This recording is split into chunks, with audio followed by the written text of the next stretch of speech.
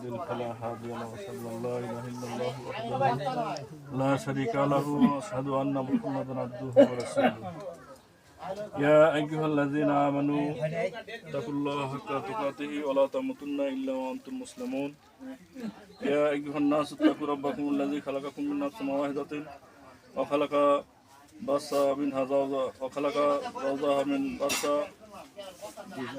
رجالا كثيرا ونساء واتقوا الله الذي تساءلون به والأرحام إن الله كان عليكم رقيبا يا أيها الذين آمنوا اتقوا الله وقولوا قولا سديدا يصلح لكم أعمالكم ويغفر لكم ذنوبكم ويطيعوا الله ورسوله فقد فاز فوزا عظيما صدق الله العظيم।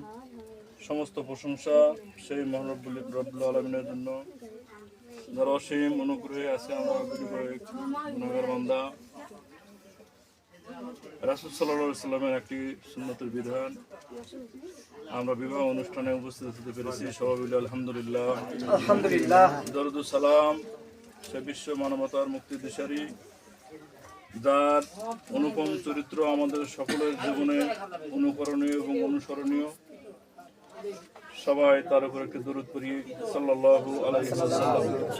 সম্মানিত উপস্থিতি, আমরা আজকে এই বিবাহের মাধ্যমে একজন ছেলে এবং একজন মেয়েকে সারা জীবনের বন্ধনে বেঁধে দিলাম।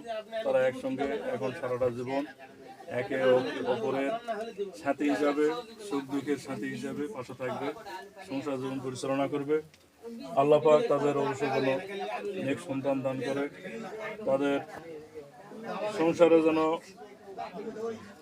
সুখ সমৃদ্ধি বয়ে আসে, আমরা দোয়া করব ইনশাআল্লাহ। আর বিবাহের কিছু বিধিবিধান, দায় দায়িত্ব যেটা বর্তায় ছেলের উপরে এবং মেয়ের উপরে, আমরা ইসলামের বিধান অনুসারে সেই হকগুলো যেন আমরা আদায় করতে পারি। স্ত্রী হিসাবে যেন স্বামীর হক আদায় করতে পারে এবং স্বামী হিসাবে যেন স্ত্রীর হক আদায় করতে পারে। বিশেষ করে মহারণা আদায় খরচ, মহারণার দিকটা দেখতে হবে এবং স্ত্রীকে পর্দায় রাখা এবং নামাজে রোজায় যে ধর্মীয় বিধিবিধানগুলো আছে এরা যেন মান্য করে চলে, বাবা মার যেন খেদমত করে।